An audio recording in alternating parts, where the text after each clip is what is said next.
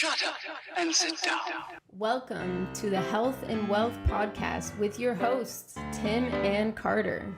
What's trending, Enrichers? Carter Wilcoxon, founder of CSI Financial Group here, with my co-host and former wealth advisor, Tim James, founder of ChemicalFreeBody.com and your new health advisor. This is the show where we reveal the connection between physical and financial abundance.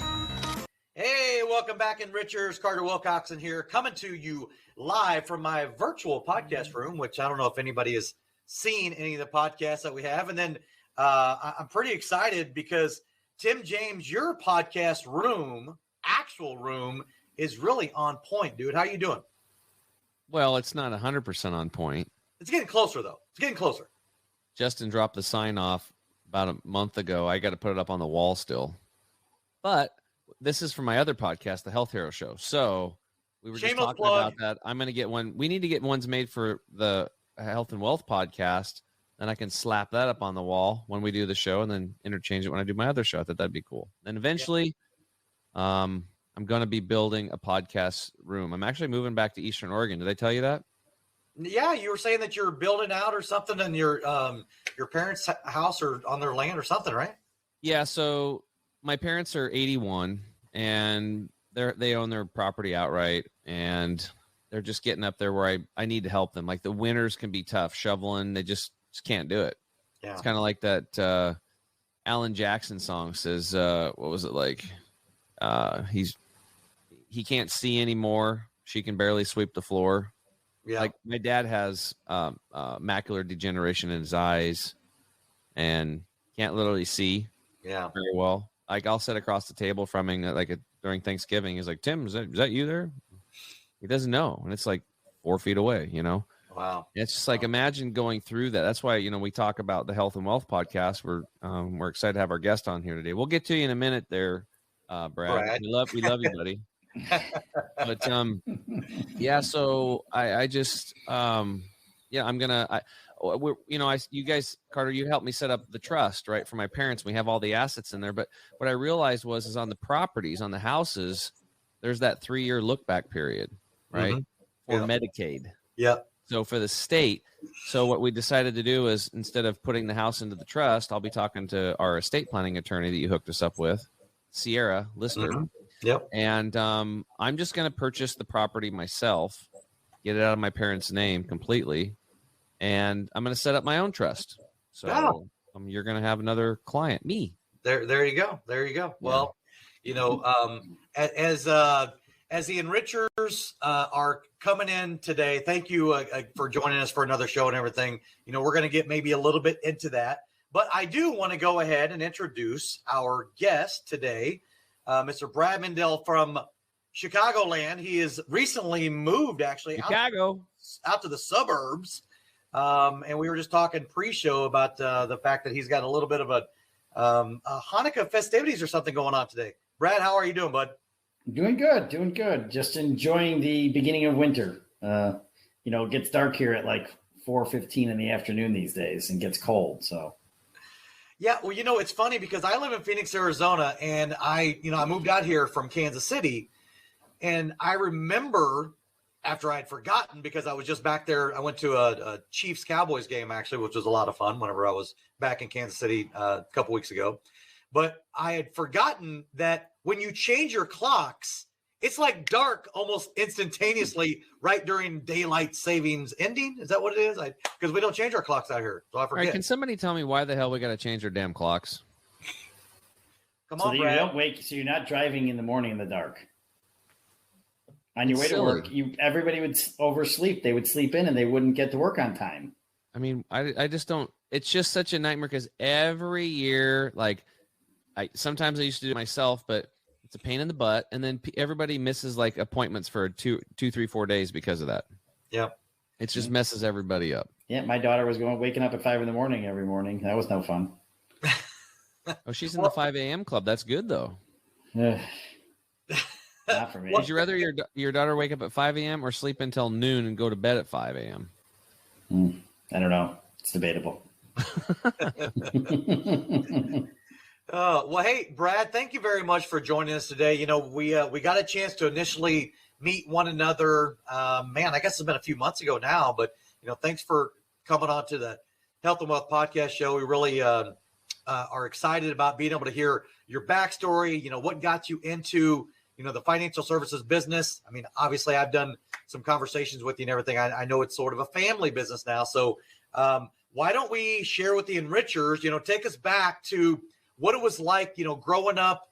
Your dad started this business and everything, but I think you've got a previous story even before you got into financial services in the first place, and where you were headed before you eventually ended up taking over the family practice. So share a little bit with the enrichers on, what sent you down this path, other than the fact that your dad was the founder. Yeah, I mean, my dad started the business in 1989. I was 7 years old. And, I always wanted to set out my own individual path. I wanted to get out of the Midwest, so I went to Boston University for college. I didn't want to go to business school because they all wore, sport coats and khakis, and I wanted to wear a hoodie and sweatpants. So I went into computer engineering, ended up transferring into computer science. And, really wanted to get into project management from an IT perspective. And so I worked for about 2.5 years after college and moved back to Chicago. I worked for 2 small IT consulting firms and just helped, small to mid-sized businesses with their computers and their technology. At that point, it was, you got a scanner. You need to get that set up and make sure you can store some of your files digitally. It was very, early 2000s. But as we moved forward, one of my clients, asked me if I wanted to come work for them, because I would meet him for lunch, outside of work, once a quarter. And, I was getting frustrated that I wasn't getting what I wanted to out of being an IT consultant. And, they do retirement plan services, TPA work. And he said, I think you'd be a good actuary. You come in, you're going to add value. You're going to help us with your computers and our IT, and you'll learn from me. And, we're small, we're growing, and, I think you'd be, do a good job with our clients. So I was there for about 7.5 years, and I went from knowing nothing about being an actuary to passing the 3 actuarial exams required to be a pension consultant. And then after about 4.5 years or 5 years, I was running their pension practice, doing new business development, running all the client relationships and managing, a team of 2 or 3 people. Just making sure everything got done. And the one partner on the pension side, who, I still stay in touch with today, loved that I just took care of everything for him. But I was working mostly with financial advisors and accountants. And it was like, it's like being in an accounting business. You're working, hard a lot of the year, and there's breaks, there's ebbs and flows, but you're getting billed hourly. There's no leverage in that business model. You have to leverage people.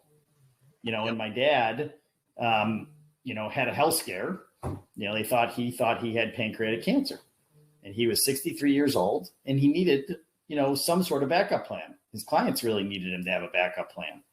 He talked to other people about something, in the past. He had a guy he worked for in the late 70s who was a real pioneer in the independent money management space. Managing individual stock portfolios for individuals in the late 70s was not, very common. It wasn't even common in 1989 when my dad started his business. He was a fee-only advisor in 1989. He custodied assets with, big brokers and had, discounted transactions, which was probably a couple $100 to trade at that point. It's crazy how far we've come. Yeah. And he was just picking stocks for clients, building stock portfolios for clients at that point in time. And that's, he had gotten into bonds and diversified a little bit of his business into being more of, managing his client's entire net worth by the time I joined him in 2013. And it was actually a hard decision. My wife said to me, you're on track to becoming a partner at your current firm. You really love the people you work for. You like what you do. You're good at it, but you love your dad and you actually have a great relationship, the 2 of you. And you have an opportunity to have better work-life balance, to probably make a similar amount of money and work directly with people versus with mostly accountants and financial advisors. And I felt like they have more of an, Well, but Those I'm helping their accountants, clients. those I'm helping their advisors. I'm helping their clients versus having a direct impact on the individual on the other side who's receiving the service as much. Sure. And in your clients in the side of the business that we were on were, it was like a 5 to 10 year relationship typically, versus in wealth management, in the independent RIA space, hopefully we're working with you for 25 to 30 years. Which to me was attractive, as well as you could leverage yourself. I felt like more in his business than I could in the TPA business. So I just decided, I said, I can always go back and do it. There's not many actuaries these days. A lot of people in the pension consulting business. There's a lot of financial advisors, but I gave it a shot. I went and got my MBA. I took CFA 1, and then while taking the CFA 1, I met a lot of people in the industry, and they said, you really need to be a financial planner in this business. And so, naturally being an actuary, financial planning kind of fit pretty well in my bucket of skills. Sure. And so my dad was already a CFA. It was like, we need to add the core competency of financial planning. And we already started doing financial planning for clients on a very rough level, more spreadsheets than actual software. We were evaluating the different software options that were out there. Because we were getting questions from clients who were in their, early 60s to mid 60s, and they're thinking about retiring, wanting to know, can I retire? Just the basic questions, and so we started doing very basic financial planning. We've expanded to do a lot more comprehensive financial planning, getting more involved in estate planning, and doing those things over the last several years. And, great timing. I bought the practice from my dad in March of 2020. Oh, wait. So why does that date ring a bell to me? So it was, we had the transaction all in place. March Madness. Effective March 1st of 2020. Wow. So the first few months of managing the business was a little crazy. Me and my wife trading off, watching my daughter, trying to manage. I sent an email to all my clients. I said, 8 to midnight, I'm free. Anytime you want to talk about what's going on in the market, like 8 to midnight, I'm free. But, during the day, I'm free, but it's just hard to know when. In scheduling that, I have limited availability during those times. I think clients appreciated that. They were all most of them were managing the same problems, either helping their kids with their grandkids or themselves being in the thick of it, dealing with remote schooling and whatnot that most of us had to deal with.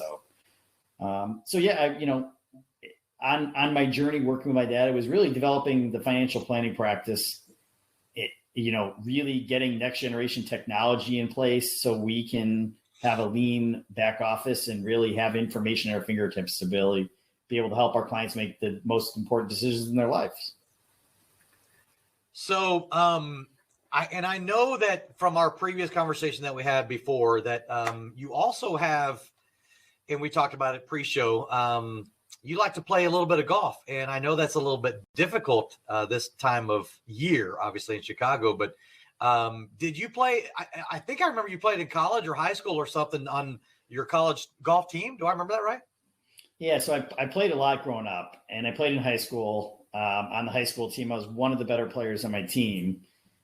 I went to school, and I actually worked at Golfsmith in high school. And a guy I worked at Golfsmith with actually went to Boston University and played on the Boston University golf team. One summer I ran into him.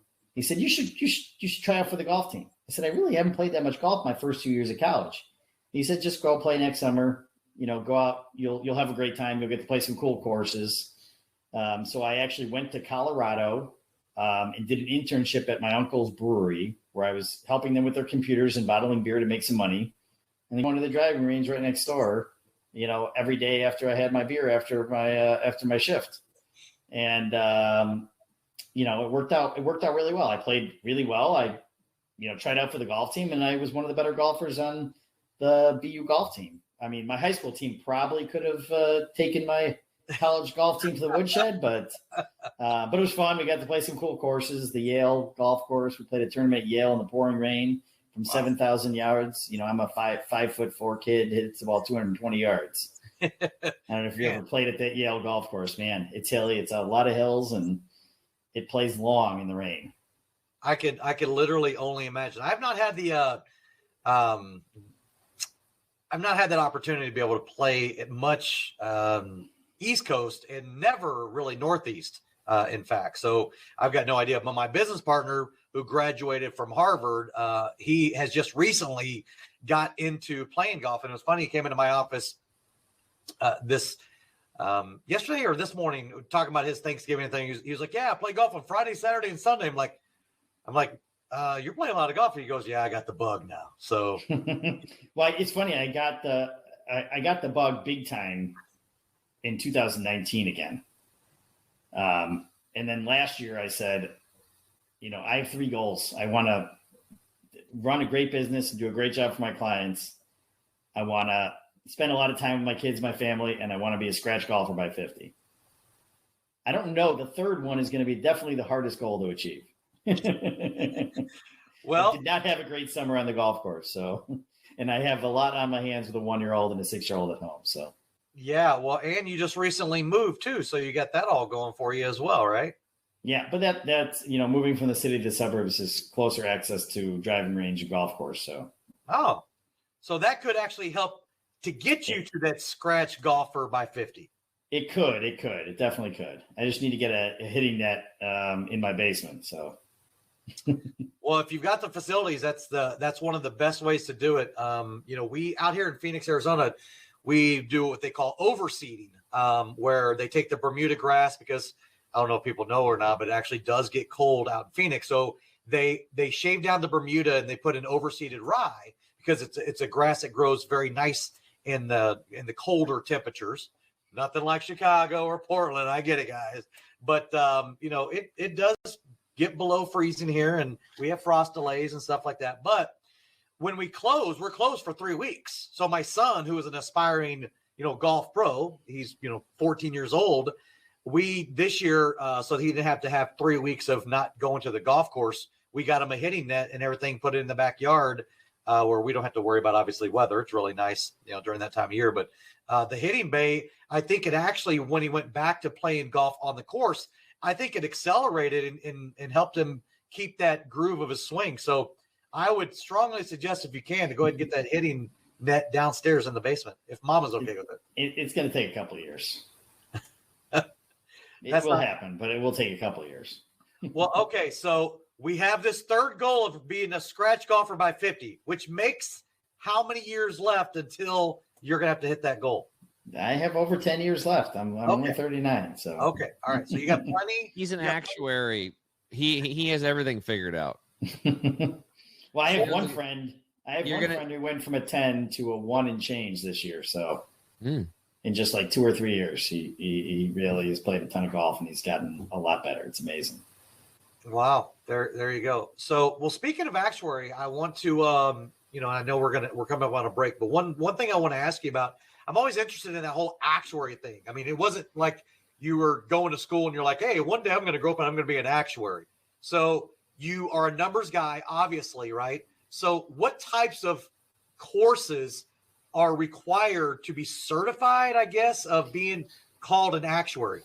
Well, so I don't have to take the same exams that an insurance actuary would have to take. It's a totally different coursework. So it's called the Enrolled Actuarial Exam coursework. It's 3 exams and then, 3 years of experience in the business, I think.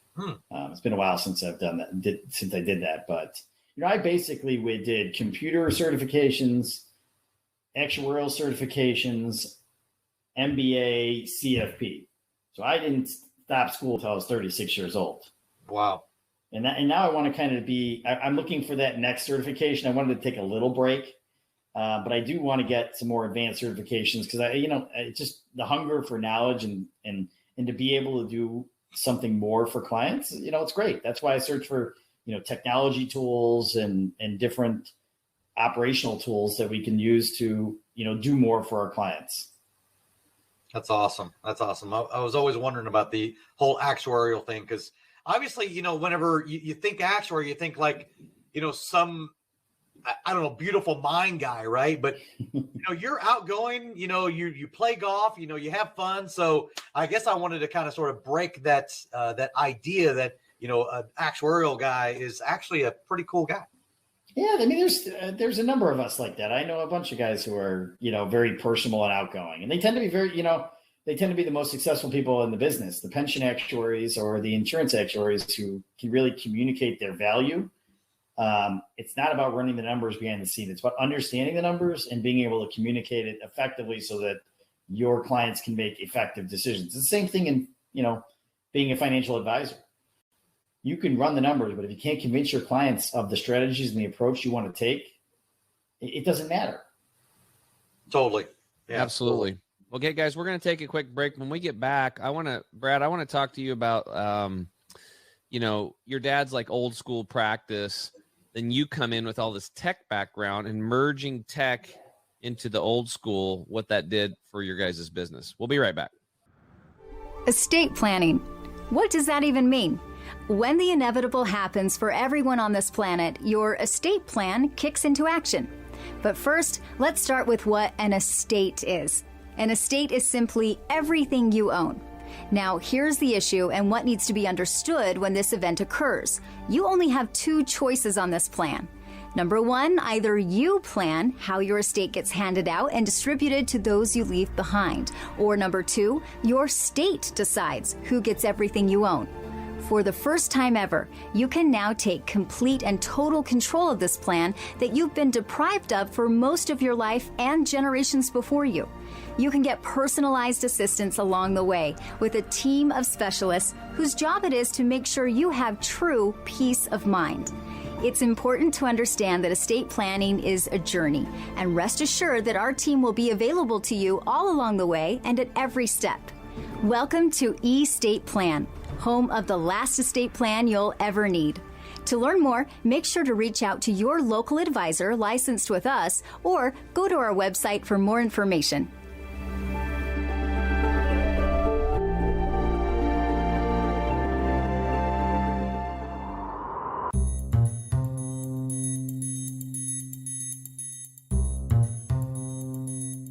What's up, Enrichers? Tim James here. I'm back with my co-host Carter Wilcoxon. Today in the house, we've got Brad Mendel, certified financial planner, enrolled agent, yada, yada, yada, yada. Enrolled actuary. That's right. He's the next level. He's an enrolled actuary. And I would say, technically, my actuarial license is under review.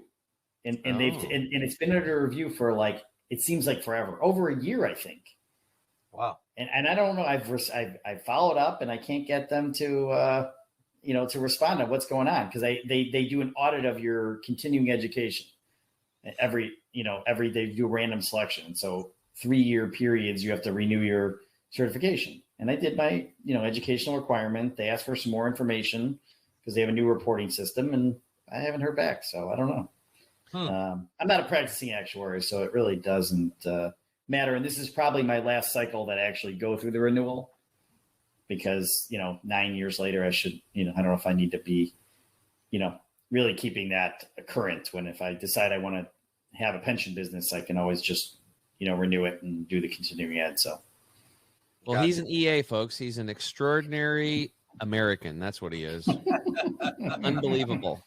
And, I think it's really cool. Is you've really put a lot of time and effort into, getting all these designations and stuff. But it's like the thing is you're hungry for knowledge so you can take something new and then help people with it. I think that's the cool part of it. Because a lot of times some of the certifications and stuff like that don't really have, in my opinion, what I've experienced. Like there's even the Series 7 and the 66, some of the stuff that I took. There was a lot of stuff in the test that doesn't even really apply to real life.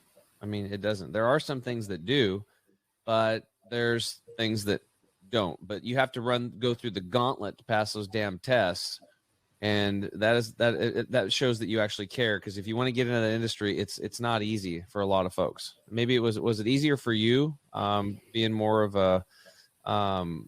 Seems like you're pretty book smart. I learned by doing it. I learned from experiencing for sure. And as I've gotten older, I've gotten more book smart in that way. Mm-hmm. But if you have somebody sit down and teach me something in a class, I generally am good at applying it. And I am good, with numbers and math and understanding those types of concepts. So, but I think, I got into the business thinking that I would have a significant advantage understanding pensions and how you could use it from a tax shelter perspective for small business owners. But it's a lot harder than just having that knowledge in that business. You have to be able to have their trust first. Yeah. I can see that, because the pension's a big deal. That's a big deal. You're managing all that money. They're like, that's everybody and all my employees, myself, everything. It's not just them on the hook. It's all their employees that are trusting them to make the decision with you. Well, the required contribution is a dirty word. Mm-hmm.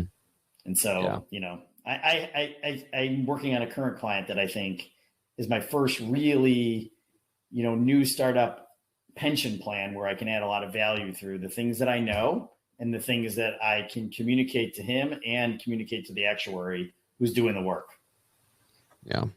Well, one question I before break I wanted you to get into was like, your dad's old school. You come in with all this tech background, which is awesome, because most financial advisors, they're not techie. I wasn't. I didn't know any of that stuff, but you have to be today, or you're going to be left behind. And that's why Carter's been so successful with his business, is because he makes that easy for the advisor, right? He allows you to do what you do best, meet with people, do your presentations. He sets all that stuff up for people to grow their business. What was it like working with your dad? Was he excited about the process of upgrading the tech? And then how'd that go about and what happened as a result? So he was excited about having a website and having a real email address that was at mendelmoney.com. Instead of at email or at Yahoo. AOL. And he was excited about having a shared contact, like CRM system where he could put his notes in, versus just, handwritten notes. And, he's for his age, he's very tech forward. He likes using technology, but he didn't want to spend the money on a fancy portfolio accounting system where somebody did all the reconciliation for him and it was just there every day for him. So that was a little bit of a pull to get him off Advent Access and onto Black Diamond. It took me about 6 years to get him there. But he's thrilled with it. I mean, he travels a lot. He wanted to be able to work at home, work anywhere, and make it easy for himself. And once he actually did it and we did the work and we got onto Black Diamond, I think that really helped him have more freedom and flexibility to be anywhere he wants to be and still answer client questions. So I think he really enjoyed it. And then, when the pandemic hit, he was like, man, if we had never done any of this tech stuff with our files in box and our portfolio accounting platform and our email, all in the cloud, it would have been a nightmare. And so, I think he's really seen the value of that. And then also the value of continuing to make it better. We went from Money Guide Pro to Right Capital. So we got better data from our portfolio accounting platform into our financial planning program. Because what was happening is Money Guide Pro is not set up to handle individual bonds. We do a lot of individual bonds. And so it was a lot of work to manually fix all that in Money Guide Pro. And so we went to Right Capital. It all just went over very seamlessly once we got onto Black Diamond. And it just all worked really well. So we could do much more effective financial planning for clients with a lot less work upfront involved in getting all the holdings and all the details into that software. So yeah, it's been a journey. The first 5 years was learning. And then the last 4 years have been implementing. Well, and I think therein lies and it sounds like the kids are home now. Kids are home. Yeah, they are home now. Yeah. Time to party. Holidays are here. That's awesome. Yeah. So it's interesting that. No, she's it. Maddie, can you come back? I got about 15 more minutes. Okay, sweetheart. You want to say hi? Yeah, you got to say hi. Come on. You're on TV. Come say hi. You're not on TV Around yet. the corner Now there. You're on TV. There they are. There you go. Hi. Hey, ladies. Hi. Welcome to the Health and Wealth Podcast Show. Happy holidays. I'm on a TV show, Maddie. A podcast. I want to hear. No, you can't. Yeah. You're good. I'll play it to you. I'll play it to you when it's all produced and done. Okay, sweetie. And you'll be part of I it. don't think she like that. We promise. Watch it now, Dad. She'll be bored. She'll be bored. Trust me. Of course. Yeah. Yeah. Look to the first 3 seconds. You're like, Bored quickly. what were we doing again now? That's funny. That is awesome.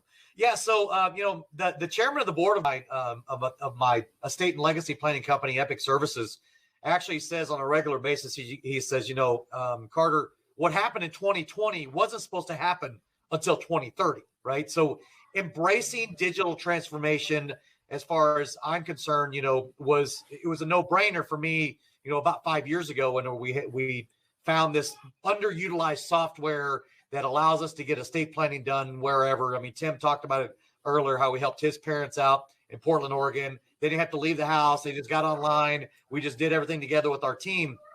But, technology is great. Implementing it is a whole nother story. But I was just saying today to some of my team members, I said, technology without the people and the processes won't even matter, right? The best technology in the world, you still have to have people and processes in order to enact and implement all of that stuff. So how has that worked in your practice? And have you seen that by building, the process, leveraging technology is really what it is about embracing the technology? Well, it's learning how to leverage the technology to communicate with clients more effectively. And when you do that through a process by which you build those solutions and those presentations to talk to clients about the issues that are important in their lives. So my thing is focus on what they want to focus on and then come up with a series of recommendations or one recommendation off of that. You have your things right now, refinancing people's mortgage is a big deal still. Believe it or not, there's still people who have a 4.5% mortgage out there. But they ask questions. You get 2 or 3 questions that clients want to address. Very commonly it's, where am I going to get my money from? I'm retired. I'm like, well, you have a lot of money. But they want to know exactly the details. And so you can't necessarily just take what comes out of your financial planning software and put it in front of them. You got to kind of frame it in a way that you're focusing on what's important and addressing their questions in a way that makes sense. Because what happens over time, and this is what's happened to us, is they want to roll over their 401k. They're like, I call Brad and he helps me get my distribution done. And I call Brad with my 401k provider on the phone, and it's like, I got to fill out a lot of paperwork, and it's just very hard. And if we make it easy and we do a good job on their investments, it goes a long way. And in doing that through technology to make it more approachable is going to become even more and more important every 3 or 4 years as the people who are moving into doing estate planning age, the people who are moving into retirement age, and they want that digital access to their information more effectively. If I talk to a 45-year-old about sending me a fax, most of them are like, what do you mean fax? They can scan and they can email, they can DocuSign, they can do all that stuff. You talk to a 70-year-old, you kind of get a 50-50 blend there. You have a lot of them who want to use technology. I have one who wants to use technology. He uses my portal to see all of his information, but then he comes to a meeting with a handwritten, accounting of all of his assets. And so one of the things that we're doing is we're changing our portfolio accounting platform again to make it so that we can provide clients with the information that they want to see, how they want to see it, each individual. And so I'll be able to have him now just print out a piece of paper of exactly what he wants to see every time he wants to see it versus him have to go into our software or the custodian software and either make an Excel spreadsheet on his computer or write it down so he has everything in the way he wants to see it. Well, that's awesome. So let's talk a little bit about, I know that there was this big transaction that occurred March of 2020. You went ahead and became the owner of Mendel Money. So congratulations on that. The timing maybe not the most optimal, but, you have figured out a way to get through all of that stuff. And it sounds like to me that a lot of your clients, and what I want to know, Brad, and what the enrichers want to know is, what does your clientele makeup look like? Like, is there an ideal client makeup or demographic or, an age bracket that you tend to work more on a regular basis with, or does it run the whole gamut? Is it, from 20s to 90s for all I know? Right now I would say our average client is between the ages of 60 and 75. And, there's not necessarily one common thread, but I would say the most common thread is that they want somebody who knows what they're invested in. They want to call us and they want to ask questions. They want us to be able to explain it to them. versus, a lot of people out there in the business, they outsource the third-party money managers, which there's nothing wrong with that. I'm not saying there's anything wrong with that. But I'd say that's the kind of type of person who ends up working with us, because they know that they call us, we're going to know what's going on with their accounts and their assets. We're going to have financial planning strategies that are going to either make their lives easier or add value for themselves and their children. And, we're going to help them make the key decisions in their life, and that's what's important to them. Yeah. But they can also call and say, I need help. I'm freaking out because the stock market is down 10% last week. Talk me off the ledge. That's what we get a lot from clients. And I have a client who was a referral from an existing client whose wife said, I know you're doing it yourself. You're 70 years old. What happens if something happens to you? I have nobody who's helping me, and I got to rush to figure out what I'm doing with our money. And so she made him get a financial advisor. A year later, he's like, I love it. I don't watch CNBC. I don't look at it every day or month, and I know that I call you, you're going to call me back. You're going to help me, and that you got everything taken care of for me. And to me, that's like what I live for. I want clients like that. I want clients who want to ask me the questions that are on their mind. When they think they have a question, I want them to call or email me, and ask me the question. I don't want the clients who hold it back and hold it back and hold it back and hold back. And then they're upset that they're not getting the answers that they want, or they just don't think that I'm going to necessarily, be able to answer their question, or I don't know why they don't reach out. But I want clients who proactively want to work with me and who, when I proactively reach out, they're sharing with me so I can help them make the decision that's best for themselves and their families. Yeah, well, so I've been saying it, and I've posted this actually on my LinkedIn. I don't know how many different times, and I talk about, and I want to just applaud your efforts of understanding what you're really doing is winning what I call the relationship war. Right? Clients have a lot of choices. Now, you just talked about that client that was a do it themselves, that once they got a chance to understand what you could bring value to their life, you ended up actually giving them more time. And as you get older, time is the most precious commodity that these clients that you work with have. And I think that what you're doing, what it appears that you're doing, is you're really embracing the relationship part of the financial, decisions and concerns that your clients have, because they know that you're a resource that they can turn to. Is that a fair assessment? That is. And my focus is on building processes that make clients understand the things we can do to help them. So I think that's part of why some clients don't necessarily reach out with certain things that are going on in their lives. They don't know that we can help them with those issues. And so if they don't know the different things we can do to help them, it's hard for them to know when to reach out. And so, those are the things that I'm working on with like onboarding. I know you guys have your estate planning questionnaire, which effectively learns everything you could need to know to onboard a client, which adds a lot of value to a financial advisor. We were building it out in a software called Precise FP, trying to get either us to fill it out with the client on the phone or in person, when that was a thing back in the day.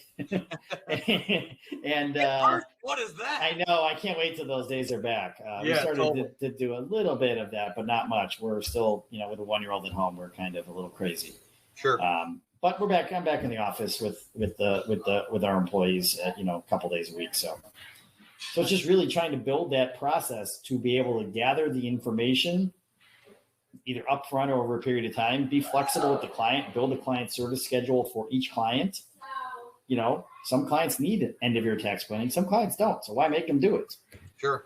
It's really about, building services that fit the client and meeting them where they want to be met. Yeah. So I say it on a regular basis that, Epic Services Company is on a mission to elevate the client experience, right? And if you, which that's what it sounds like you're exactly doing, you're elevating that client experience, which ultimately is going to lead to more referrals or introductions, as I call them. Those are a lot more valuable than any referral will ever.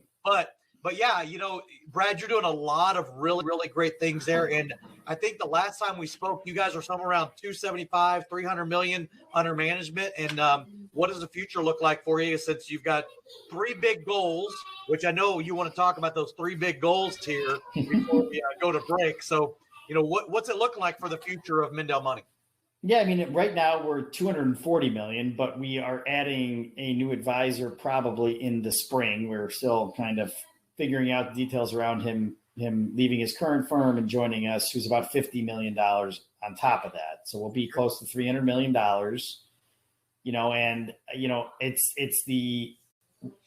I want to service more people, because I really think we add value through developing that relationship, being able to do more for our clients versus having all the compliance hurdles that larger firms have, that they have to more fit clients into boxes, so that they don't have issues with compliance at the bigger firms. So I feel like there's an advantage to being small and nimble.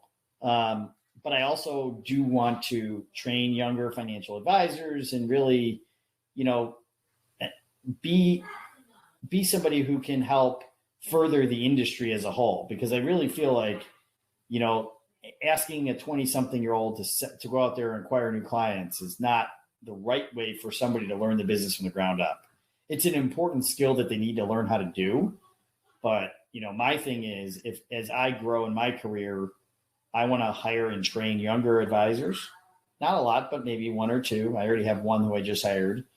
Really teach them how to service clients, because once you service the clients, elevate that client experience.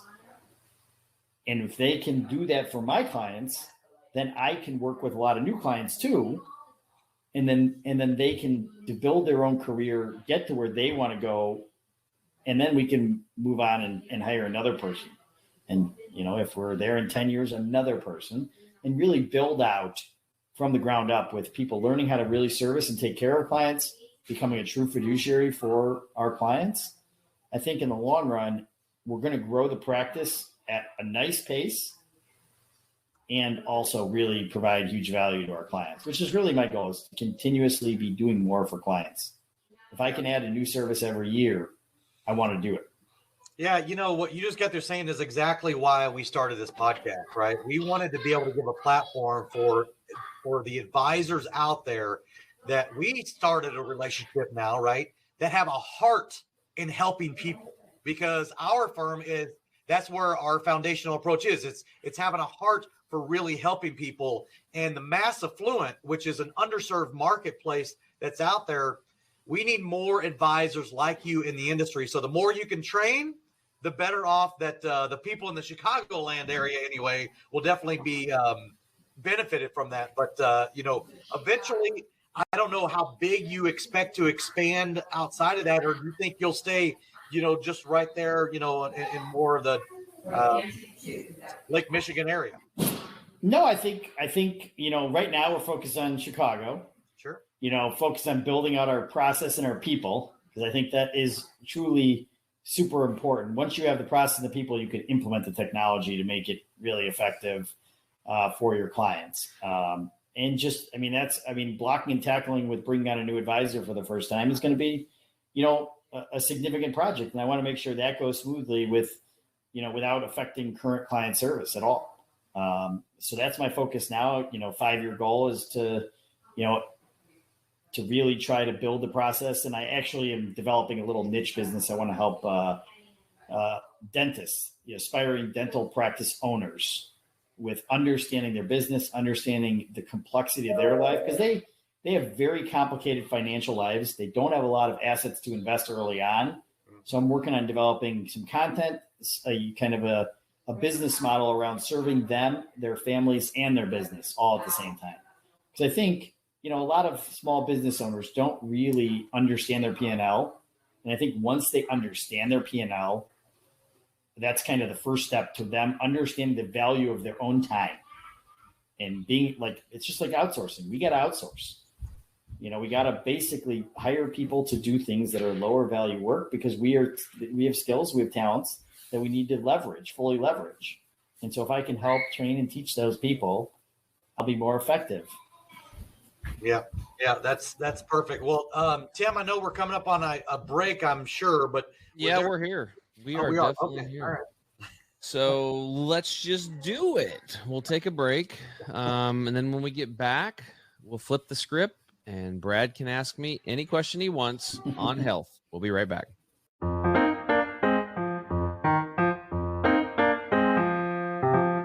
You want the absolute best for yourself, and you want it to be easy.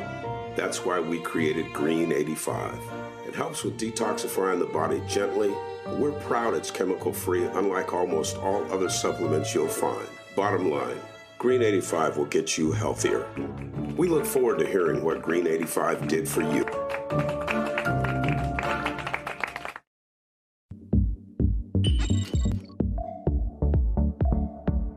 To get this product and our other amazing products, go to chemicalfreebody.com. That's chemicalfreebody.com.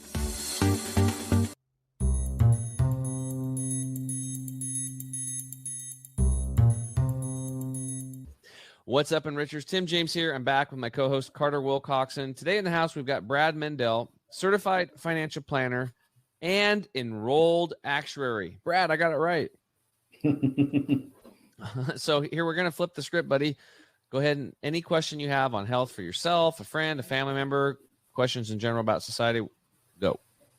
So I think the challenge that, obviously most of us have having, two working parents, young kids is finding time to cook ourselves food and to work out.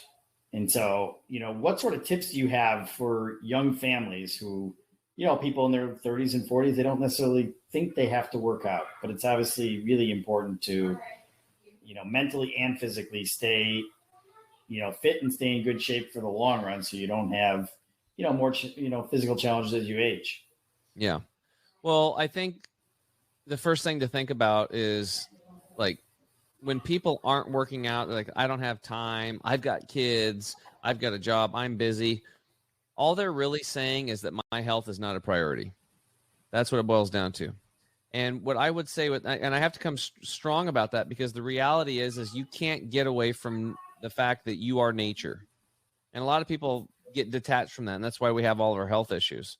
We're not like on this planet just kind of hanging out with nature. We are an expression of nature. We are nature.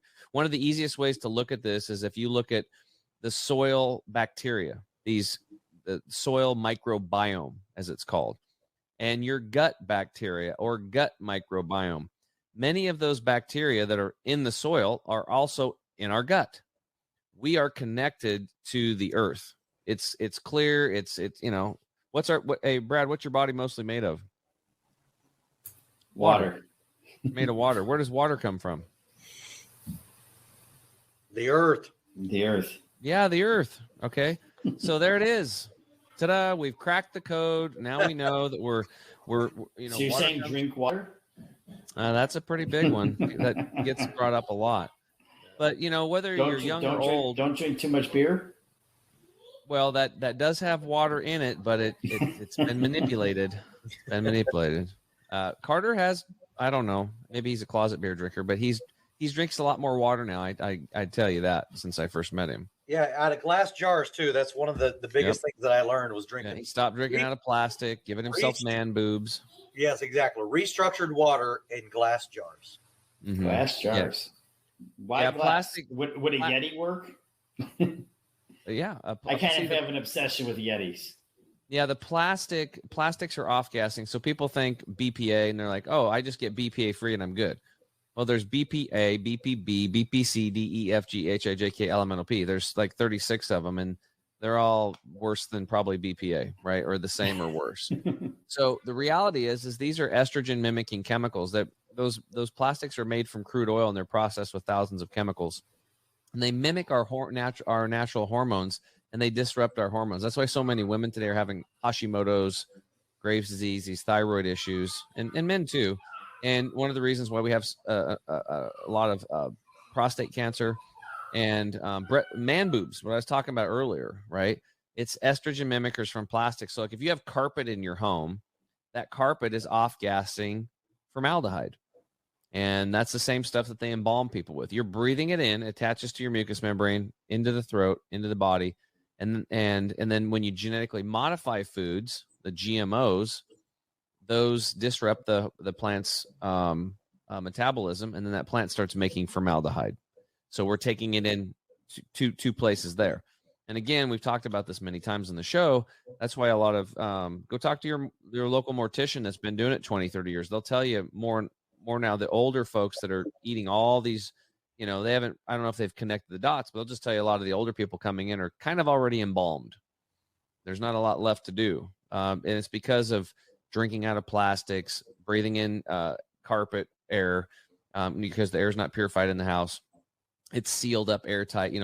Energy efficient homes don't breathe, and they're sealing in these toxic chemicals. If your house was painted in the last 4.5 years, it takes that long to cure. It's off-gassing estrogen mimicking chemicals into your body. So it's these no-see-ums, Brad, that we're trying to bring awareness to people. And just because you can't see it doesn't mean it doesn't exist, right?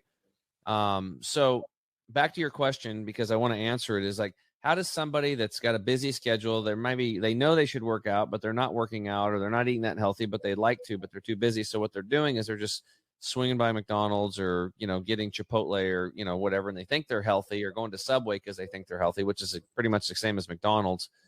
And how do they get that pattern starting in their life? Right. So again, the first thing is putting your health as a priority, and understanding that if you don't take care of your health, look around. 3.3 trillion is spent annually on healthcare in this country, and we are the sickest people to ever walk the face of the earth. Half of us are developing cancer. That's on the rise. If we stay on current trends by the year 2050, we are going to be, 68 to 72% of people will have cancer, and that will be as common as a cold at that point. And it's already out of hand. You have 50%, right? The other 50% are dying of heart disease. So then you have type 2 diabetes and COPD and, all these other things going on, right? So, and then if you look at cancers in our children, it's really rampant. It's now the number one killer of our children from 1 to 5, and number 2 from 5 to 16 behind accidents. So what's going on here? Well, we believe that we have a tremendous amount of stress on us today, environmental stress, work stress, family stress. We're stressed out. Throw the COVID deal on top of it. There's a lot of stress out there. We were stressed before COVID hit. So stress actually creates poor chemistry in the body that deteriorates the immune system. So that's number one. So we have to learn how to manage our stress. Number 2 is we have deficiencies. The soil is about 85% deficient. So if you're eating plants that are grown in 85% deficient soil, you're going to be 85% deficient. If you're eating animals that ate the plants grown in 85% deficient soil, you're going to be 85% deficient. And then we cook, we process, we irradiate, we bag, we can, we put things in jars and heat them and do things. We nuke our potatoes. It's called despudding. We do all these things to our foods. We've denatured our food, and we're getting away from nature. We're getting away from every other living creature on this planet, except for humans and the animals we've domesticated, literally picks food and eats food. That's it. Right out of there's no can, right? It's just go to the tree, pluck it, eat it, right? When it's ripe and when it's ready. You don't eat a green apple until it turns red. It doesn't work, right? You just know that instinctively. And if you try it, you'll spit it out because it's too hard, and it's it doesn't taste that good. So berries and stuff too. The other thing, are you getting some downloads? Your wife got some questions? Oh, you're on mute, brother. You have to unmute. Do you have any health questions, honey? No health question. All right. Nope. She just is asking me stuff for the Hanukkah party. Okay. We'll wrap up. So the third component is this chemical toxicity, this stuff that you can't see. Okay. The microscopic toxins from the air we breathe, the food we eat, the cosmetics, the skin cares, the harmful if swallowed toothpaste, please contact the Poison Control Center. Check your toothpaste. And if it says harmful if swallowed, please contact the Poison Control Center. You might want to rethink putting that in your mouth again, right? Just an idea, right? So for somebody that's busy, what they can do is you can buy stuff lower on the food chain. You can make big pots of soup, right? And then you can have that throughout the week. So you buy things in bulk, you make things in bulk on the weekend. You make it a fun process with the kids, get them involved, and then it can be a family bonding time. So you're actually really accomplishing something important there, which is spending time with your family, which is what a lot of people neglect, especially financial advisors and people like that are very busy with their lives. They got these very big, busy lives. And then they wake up and then all of a sudden their daughters and sons are off to college and they're like, who the hell is this adult that's eating breakfast at the table? I missed out on everything. Don't miss out on that. Breaking bread and having food together and making food together, you can start training your kids to come together, make the food, and then clean up. That way they're not a burden on you and your wife later when they just eat everything and leave a mess in plates. Like what we like. Tim, you make it sound so easy. Well, it is. It really is. It's fun, and it can getting my kids to do anything other than make cookies is challenging. Well, you just get them involved. You just get them involved. You start with cookies if you need to, right? So now when the exercise part comes in, here's how you do it. What you do is, what do you like to do, Brad, to exercise? I mean, I love yoga and I love riding. We just got a Peloton. Okay. And so we've just started to get exercise back in our lives. We were doing it pre-pandemic. COVID hit, then it was hard, and then we weren't going to the gym, and we had nothing at home. We were in a condo. We had it was walking the dog was our exercise. Okay. So when you're starting new exercises, I like to start at the lower levels. Walking is great. Hiking is great. Yoga, like yin yoga is great. Mini trampolines are excellent. Excellent. One of the best. Walking and mini trampolines are very powerful. And if you don't have a mini trampoline, you can literally just sit there and bounce your heels up and down for 2 to 5 minutes. That's a Qigong exercise. And then you twist your arms back and forth. You can look up Qigong. But the thing of it is you don't want to look at it. See, we think of it as like this burden, like I have to work out an hour or 45 minutes or 2 hours to get the results. So you never start because it looks like this big, I can't do that. So set a recurring appointment in your phone for 5 minutes. And that's it. And then you're going to do something. You're going to go for a walk. I'm going to do it 5 minutes. That's it. And your mind will be like, I can do 5 minutes. And when you get there, you'll do the 5 minutes. And if that's all you do, great. The next day, 5 minutes. The next day, 5 minutes. You start building the habit. The habit is more important than the duration. And what you'll find out is, like, if you go outside to go for a walk for 5 minutes, you'll end up doing 10, 15, maybe even 20, and you're going to enjoy yourself. That habit is more important than the duration. That's always the key, right?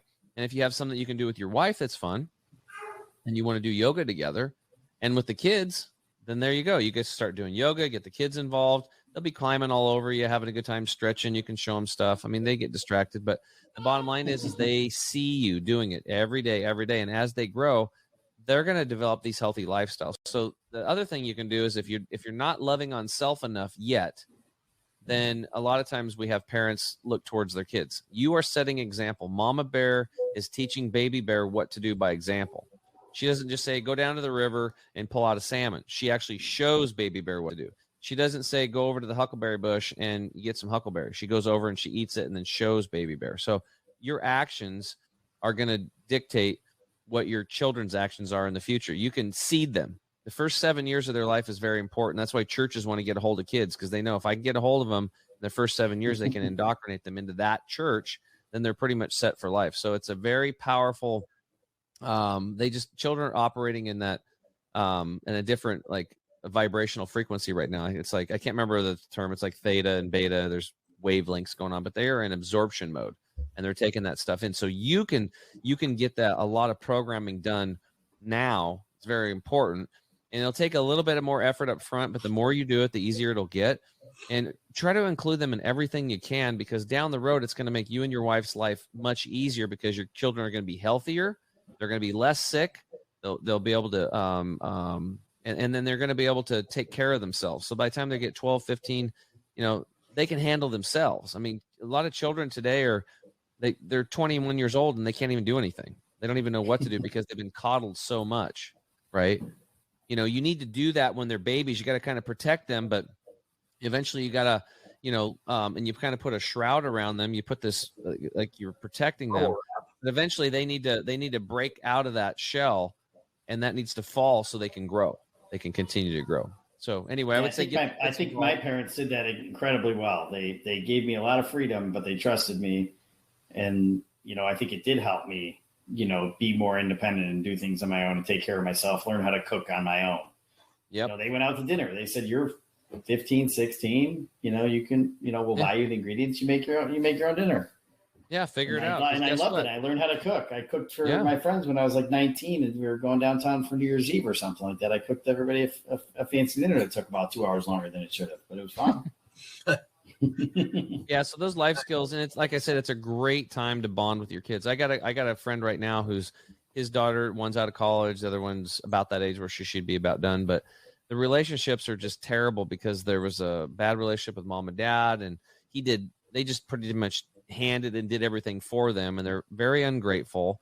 He's soured about the whole thing, and half the time he calls me up, he's just like, hey, I'm just gonna, if they don't come around, I'm just gonna will everything to your two boys, right? Because he likes my kids, right? Because he gets pissed, and we don't want to do that. Anybody listening today, if you're on that path and you don't know your children and you don't know how to connect, it'd probably be a good idea to start learning how to connect with yourself first, and then get some books, find a mentor, find an advisor. Just like, you're an advisor helping other people, get a mentor, get a coach, get somebody that can help you rebuild your family. It's so important. But hopefully that helps you answer your question. I kind of went more on the kids because you got those young kids over there, but that's how you do it, man. Just baby steps. Don't make it a big deal, but consistency is the key. Morning or evening? Whatever works for you. Get started. So you don't think there's no difference in your mind, morning or evening? Well, I don't necessarily think there's I prefer doing things. I like to exercise in the morning, right? Yeah. But the reality is if you look at the circadian rhythms of life, people would wake up when the sun comes up, all right? They would slowly kind of wake up, and then they would go get active in the morning. They'd be out looking for food, building things, doing things, walking, traveling, being nomadic. And then it would be in the heat of the day, they would be resting. They would probably eat, and they would sleep under a tree. And then as the temperature went down, then they get more active towards the afternoon. And then after 6 p.m., the digestive tract pretty much is shutting down. You only have about 20% of your digestive fire. So, and you'd be kind of moving down to slowing down. So, exercise in the morning and in the afternoons are, two peak times to do it. I think if you're looking at natural, just the way people were, over thousands and hundreds of thousands of years, we've been programmed. There you go. Speechless. He's speechless. He's like, I'm not even sure what to think. So there you go. Not at nighttime, but it's funny earlier, Brad, you were talking about how you told your clients from 8 to midnight, I'm available from 8 to midnight. So when you were saying that, I was like thinking to myself, did he mean from 8 in the morning till midnight?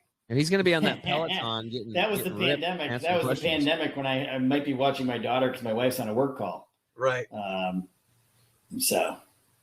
Yeah, but you got the Peloton now, so that's I guess you can use that. I mean, we got our Peloton like right whenever the whole thing happened. We had a home gym though and everything, so that helped us to not have to worry about the gyms being shut down or whatever. But my wife's like, "Oh, this Peloton, let's get this Peloton." So I got to tell you, you got to build up a little bit of some. That seat does not feel good. So my suggestion for the Peloton, make sure you get some. Fine. It's been fine. It's been fine so far. All right, cool. That's awesome. Well, hey, do you have any other health questions for Tim? And I know you've got the big festivities going on, and we got to let you get going anyway. So, anything else that you want to ask before we get going? No, thank you very much. I appreciate it. It was a pleasure to be on, and a pleasure to meet you, Carter and Tim, and look forward to seeing what you guys do in the future. Yeah, that's fantastic. So, hey, Enrichers, thank you so much for joining us for another episode of the Health and Wealth Podcast Show. Make sure to like, share, and subscribe to our show on either Apple Podcast, Spotify, Google, or wherever you get your podcasts. And then to be able to see any of the previous podcasts, you can go to our website at thehealthandwealthpodcastshow.com, www.thehealthandwealthpodcastshow.com. For my fantastic co-host, Mr. Tim James of the Health Heroes Show and Chemical Free Body himself. Yeah, there you go. Your little shameless plug there. I want to thank Brad Mendel of Mendel Money for being on our show today. Brad, thank you so much for coming on and sharing your story, your backstory, and what's going on there with you and the kids. And have a happy Hanukkah, and obviously the rest of the happy holidays for you and yours. Sounds good. You too. Awesome. Thank you, everybody. And we'll see you next time on the Health and Wealth Podcast Show. Thank you, everyone. Hey, Enrichers. Thanks for tuning in to another episode of the Health and Wealth Podcast. I'm your host, Carter Wilcoxon. And I'm your host, Tim James. And by God, we are committed to helping you guys have fat wallets, flat bellies. So tune in again for another episode and make sure to like, share, and drink a lot of water. Or beer. You have just listened to the Health and Wealth Podcast with Carter and Tim.